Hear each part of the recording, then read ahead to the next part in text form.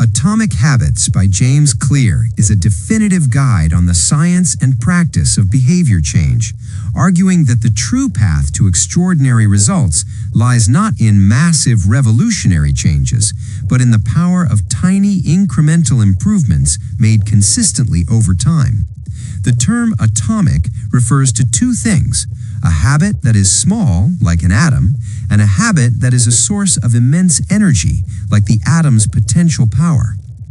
Clear's central philosophy is encapsulated in the idea of getting 1% better every day, which, through the power of compounding, can lead to a nearly 37 times improvement over the course of a year.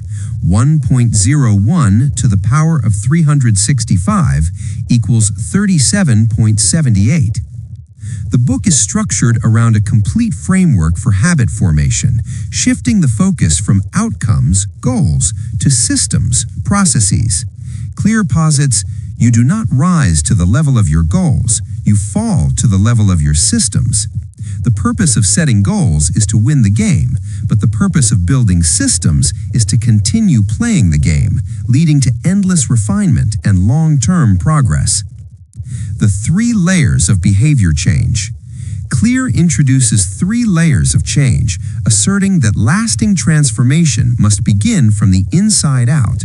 Outcome change, changing the results you get. Example, losing 20 pounds, publishing a book.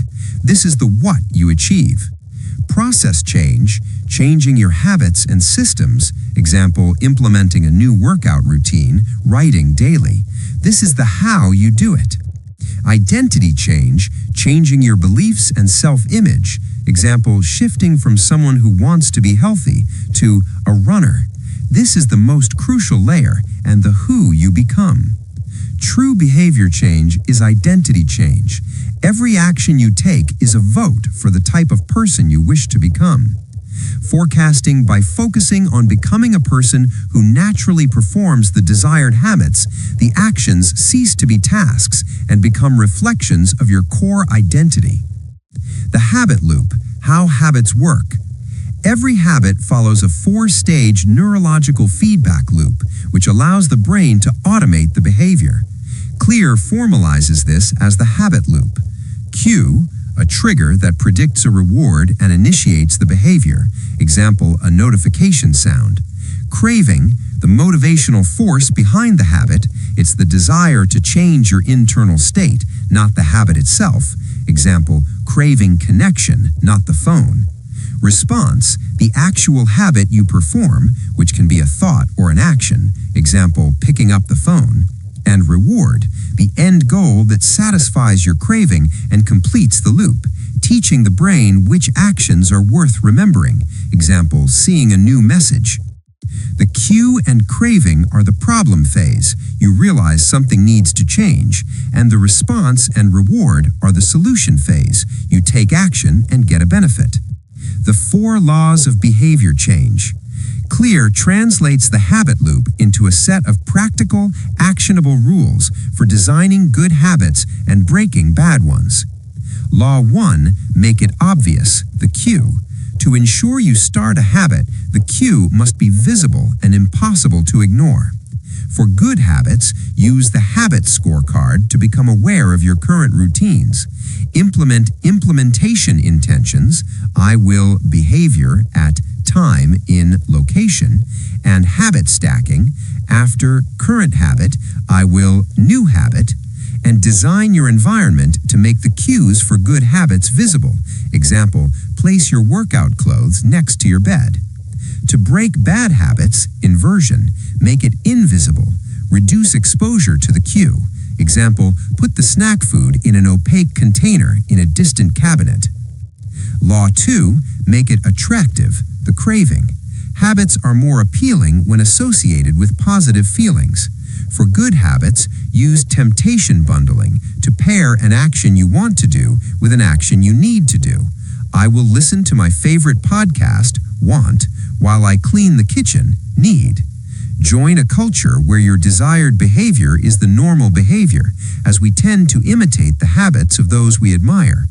To break bad habits, inversion, make it unattractive. Reframe your mindset to highlight the long-term cost of the bad habit instead of the instant gratification. Law 3, make it easy, the response. To perform a habit, you must reduce the friction or effort required. Motion, planning, should be distinguished from action, doing. For good habits, prime the environment by preparing your space in advance. Example, setting up the coffee maker the night before. Use the 2-minute rule, which scales down every new habit to a version that can be done in 2 minutes or less. Read a book becomes read 1 page. The goal is to master the decisive moment, the small choice that sets the direction for the rest of the routine. To break bad habits, inversion, make it difficult.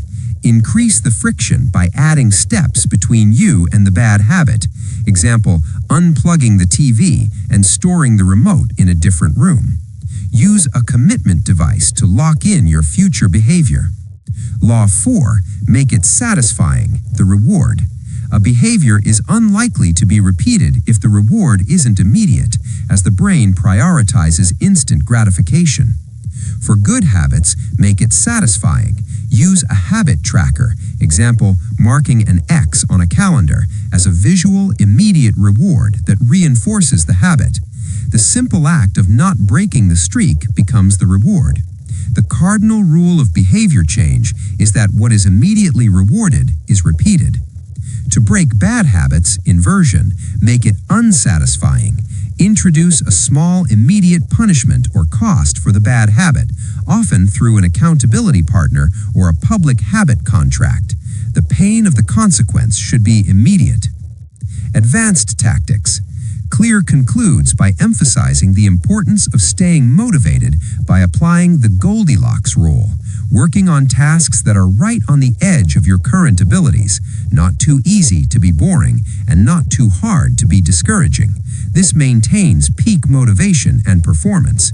He also discusses the role of genetics, suggesting that true advantage comes from specializing in areas that align with your natural strengths. By consistently applying these atomic habits, tiny changes that are the building blocks of remarkable results, individuals can achieve sustainable, compounding, and identity-level transformation.